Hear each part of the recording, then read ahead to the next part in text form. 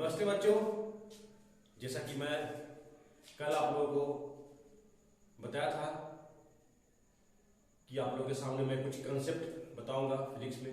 तो सबसे पहले बात ये जान लीजिए कि आज जो मैं कंसेप्ट डिस्कस करूंगा, आज से जो भी ये आपका पूरा मंथ अप्रैल, यह स्पेशली उन बच्चों के लिए है जो बच्चे इस बार 7 मई को नीट का एग्जाम देने जा रहे हैं।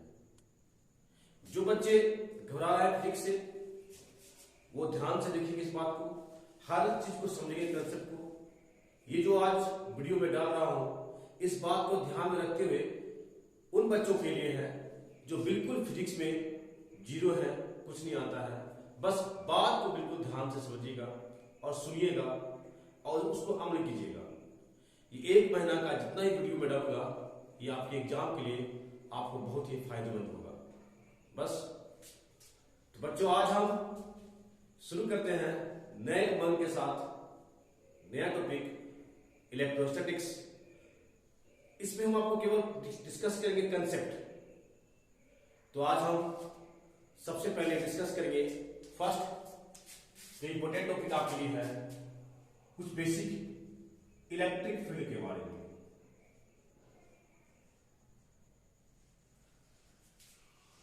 इलेक्ट्रिक फील्ड के बारे में मैं आपके सामने कुछ बताऊंगा जो आपके नीट के एग्जाम में या आईआईटी के मेंस के एग्जाम में आपके लिए फायदेमंद होगा। सबसे पहला बात बच्चों कि फील्ड या इलेक्ट्रिक फील्ड क्या है। तो आसान भाषा में, जिस तरह से कोई पार्टिकल कोई मास अपने चारों ओर देता है ग्रेविटेशनल फील्ड, जिस तरह से कोई मैग्नेट अपने चारों ओर देता है मैग्नेटिक फील्ड, उसी तरह से चार्ज अपने चारों ओर क्या बच्चों देता है इलेक्ट्रिक फील्ड। क्लियर? मैं बहुत ज्यादा लेंथी नहीं बताऊंगा, तो द पॉइंट और जो कंसेप्ट है वहां पहुंचूंगा। तो चार्ज के द्वारा जो क्षेत्र है जिसमें एक चार्ज दूसरे चार्ज पे इलेक्ट्रोस्टैटिक फोर्स एक्सपीरियंस करता है, उस क्षेत्र को बोलते हैं electric field. Field produce by charge at rest. Now अब इलेक्ट्रिक फील्ड को रिप्रेजेंट कैसे करते हैं बच्चों, आप लोग सब जानते होंगे, तो बताया था, आप लोग थोड़ा पढ़ के आइएगा। इलेक्ट्रिक फील्ड को रिप्रेजेंट करते हैं एक इमेजिनरी लाइन से, उसको बोलते हैं इलेक्ट्रिक फील्ड लाइन। ये एक लाइन है जो शो कर रहा है इलेक्ट्रिक फील्ड को। क्या शो कर रहा है? इलेक्ट्रिक फील्ड को। ये जो लाइन है बच्चों, ये इलेक्ट्रिक फील्ड के डायरेक्शन को शो कर रहा है। इस तरह से बता रहा है इलेक्ट्रिक फील्ड का डायरेक्शन पॉजिटिव से नेगेटिव की ओर होता है। कहीं भी इलेक्ट्रिक फील्ड है तो इलेक्ट्रिक फील्ड का direction positive charge to negative charge की ओर होता है, प्लस से माइनस की। जो लाइन खींचे हैं हम, ये लाइन इलेक्ट्रिक फील्ड को दर्शा रहा है। इस लाइन का नाम है इलेक्ट्रिक फील्ड लाइन। अगर इलेक्ट्रिक फील्ड लाइन के बीच का दूरी हर जगह बराबर हो तो बच्चों ये कहलाता है यूनिफॉर्म फील्ड। क्या बच्चों? Uniform field. मान लीजिए यहां पॉइंट ए है, यहां पॉइंट बी है, यहां पॉइंट सी है। आपसे पूछा जाएगा एग्जाम में नीट में कि बताइए तीनों पॉइंट में इलेक्ट्रिक फील्ड किस पॉइंट का ज्यादा होगा, किस पॉइंट का कम होगा, या फिर तीनों पॉइंट का सेम होगा। तो ध्यान से देखिएगा, अगर इलेक्ट्रिक फील्ड लाइन के बीच का डिस्टेंस हर जगह सेम है तो इलेक्ट्रिक फील्ड सेम रहेगा। इलेक्ट्रिक फील्ड का स्ट्रेंथ हर पॉइंट पे क्या बच्चों सेम रहेगा। मैं बहुत ही आसान भाषा का प्रयोग कर रहा हूं आपको समझाने के लिए। जितना फील्ड ए के पास होगा उतना ही फील्ड बी के पास होगा, उतना ही फील्ड क्या बच्चों सी के पास होगा। ये हो गया आपका यूनिफॉर्म फील्ड। तो यूनिफॉर्म फील्ड पहचानने का तरीका क्या है बच्चों कि if the distance between electric field line at all point in the region are same, then it is what? Uniform electric field. कोई दिक्कत?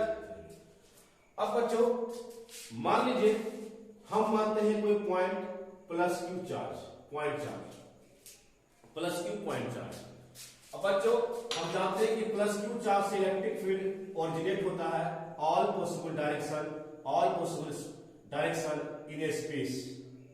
अब बताइए बच्चों, आपसे पूछा गया यहाँ पे ए और बी पॉइंट में क्या दोनों पॉइंट का फील्ड सेम होगा? बताइए। यहां देखिए तो इलेक्ट्रिक फील्ड लाइन ए के पास काफी पास पास है और बी के पास काफी दूर दूर है, इसका मतलब फील्ड तो सेम नहीं है। तो जहां पास है वहां स्ट्रॉन्ग होगा, जहां दूर है वहां इलेक्ट्रिक फील्ड का स्ट्रेंथ वीक होगा। तो हम कह सकते हैं बच्चों electric field at point A is more than electric field at point B, और ये हो गया कौन सा फील्ड बच्चों? Non uniform electric field. यहां पर डरने की बात नहीं है, चार्ज चाहे पॉजिटिव हो चाहे नेगेटिव हो। अगर बच्चों in place of negative charge हम मान लेते हैं, in place of positive charge हम मान लेते हैं नेगेटिव चार्ज। तो हम जानते हो कि आपको बताया था इलेक्ट्रिक फील्ड प्लस से क्या होता है बच्चों? माइनस की ओर। तो प्लस से दूर जाता है तो माइनस की तरफ क्या करता है बच्चों? टर्मिनेट करता है इलेक्ट्रिक फील्ड लाइन या फिर लाइन ऑफ फोर्स बुलाता है इसको। अब यहां भी मान लो आपसे पूछा जाए ए पॉइंट और बी पॉइंट में किस पॉइंट का फील्ड ज्यादा स्ट्रांग होगा बच्चों, तो आप वही देखना है कि जहां पे इलेक्ट्रिक फील्ड लाइन पास में है वहां ज्यादा स्ट्रांग और जहां पे दूर है वहां वीक होगा। चाहे चार्ज पॉजिटिव हो चाहे चार्ज नेगेटिव हो, उससे मतलब नहीं बच्चों को, बस जहां इलेक्ट्रिक फील्ड लाइन पास होगा वहां का फील्ड स्ट्रांग होगा और जहां इलेक्ट्रिक फील्ड लाइन दूर होगा वहां का फील्ड वीक होगा। तो आपके नीट के एग्जाम में इस तरह से डायग्राम दे देगा आपको और पूछेगा ए और बी में किस पॉइंट का इलेक्ट्रिक फील्ड स्ट्रांग होगा, तो आप बोल सकते हो ए पॉइंट का फील्ड स्ट्रांग होगा और बी पॉइंट का फील्ड वीक होगा। In case of uniform field जहां पे इलेक्ट्रिक फील्ड लाइन के बीच का दूरी बराबर बराबर है वहां पे हर पॉइंट का फील्ड क्या बच्चों? सेम होगा। मैं ये पढ़ा रहा हूं उन बच्चों के लिए जो कुछ पढ़ के आए हैं और बैठे होंगे, हर बात को समझिए। ये था पहला कंसेप्ट यूनिफॉर्म और नॉन यूनिफॉर्म पहचानने का। इसी में हम आपको डिस्कस करेंगे बहुत ही इंपॉर्टेंट चीज कि इलेक्ट्रिक फील्ड में किसी चार्ज पार्टिकल का मोशन कैसा होता है, motion of charge particle in the electric field. इस पे भी क्वेश्चन आपके एग्जाम में फ्रेम किया सकता है कि अगर इलेक्ट्रिक फील्ड में क्वेश्चन आएगा इलेक्ट्रिक फील्ड में किसी चार्ज पार्टिकल को, पॉजिटिव चार्ज पार्टिकल को या फिर नेगेटिव चार्ज पार्टिकल को रख दिया जाए, उसका मोशन कैसा होगा, उसका मूवमेंट किस डायरेक्शन में होगा, फील्ड के डायरेक्शन में होगा कि फील्ड के अपोजिट डायरेक्शन में होगा। इस तरह के क्वेश्चन आपको पूछ सकते हैं एग्जाम में। इस तरह के क्वेश्चन आपके यहाँ स्टेटमेंट में आते हैं या फिर आपको ऑब्जेक्टिव में भी आते हैं।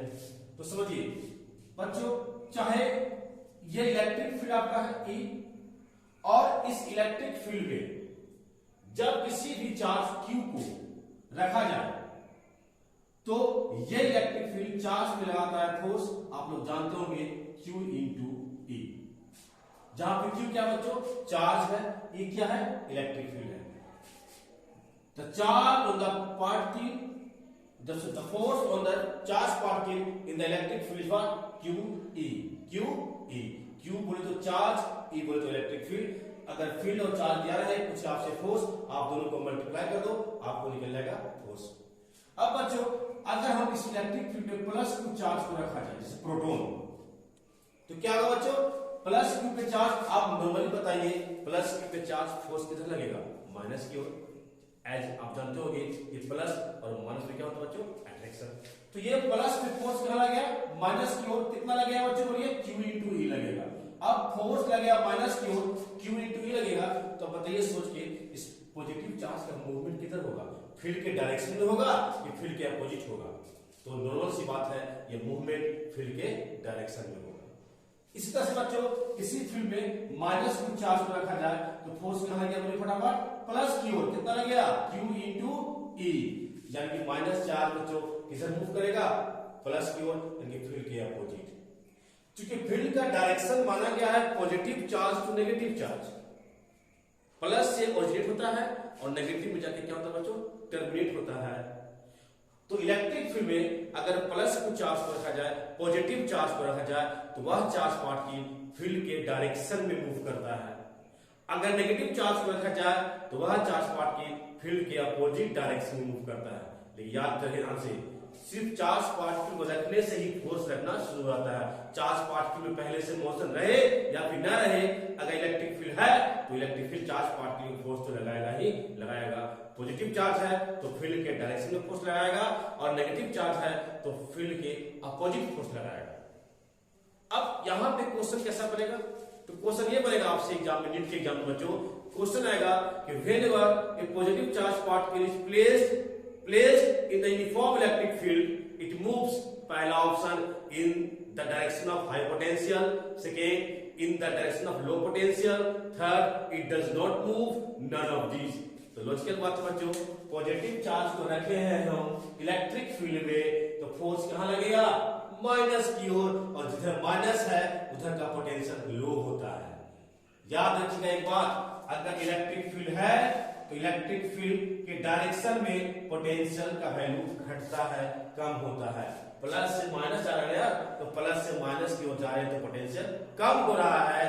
तो चार्ज जो है पॉजिटिव चार्ज है वो नेगेटिव की ओर जा रहा है, तो किधर जा रहा है, लो पोटेंशियल की ओर। मतलब जब किसी पॉजिटिव चार्ज को या प्रोटॉन को हम प्लेस करते हैं इलेक्ट्रिक फील्ड में, वह मूव करता है लो पोटेंशियल की ओर।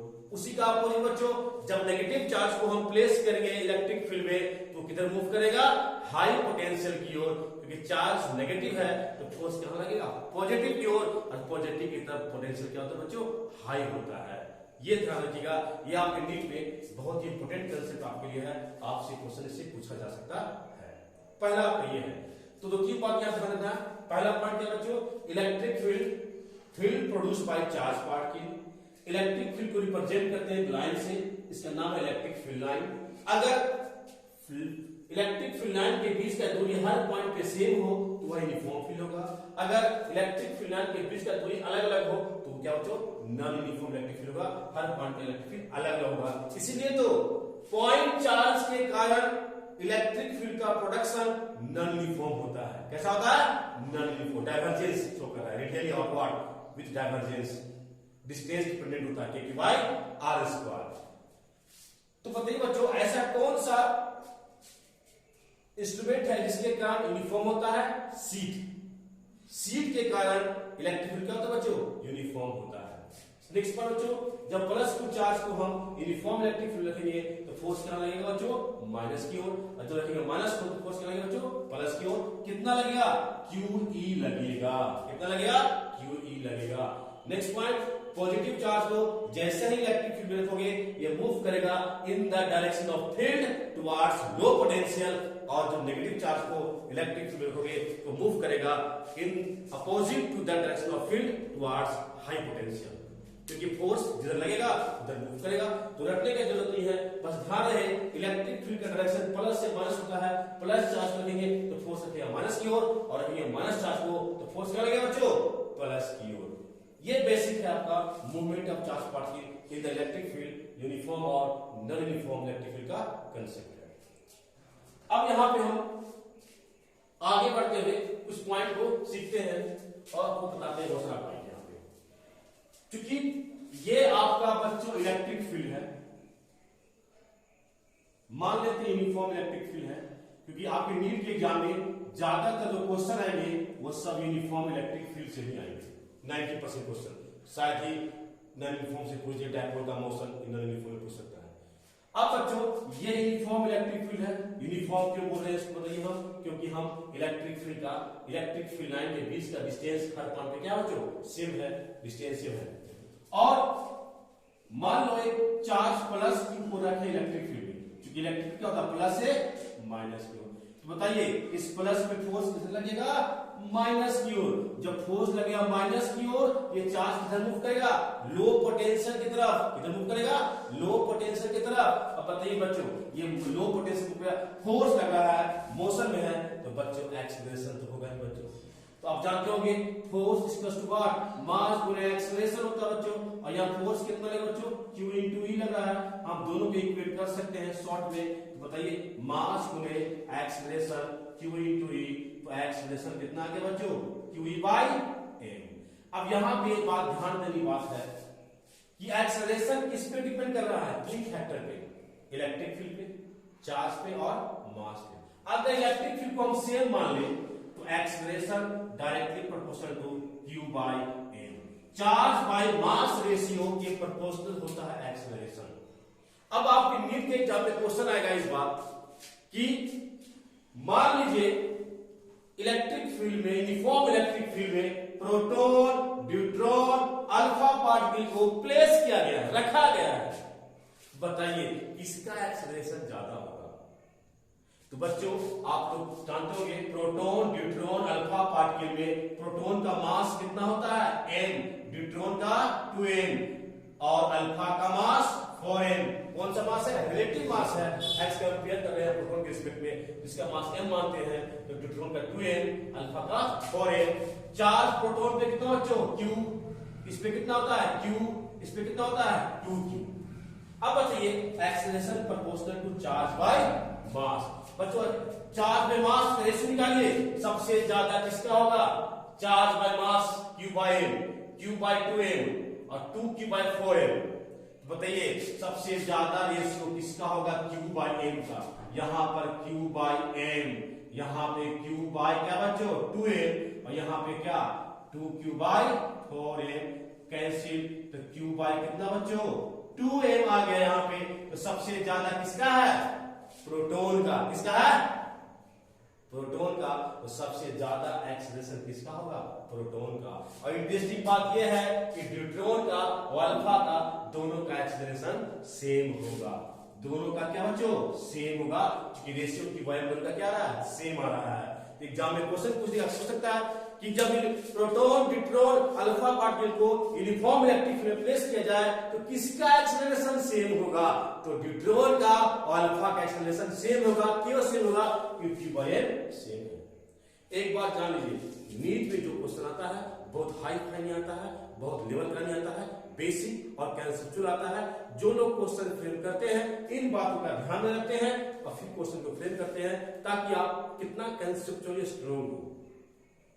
ये आपका एक बेसिक है बच्चों, इसको समझिए, देखिए, फिर आपको आगे डिस्कस करते हैं सारे पॉइंट को। धन्यवाद, फिर मिलते हैं।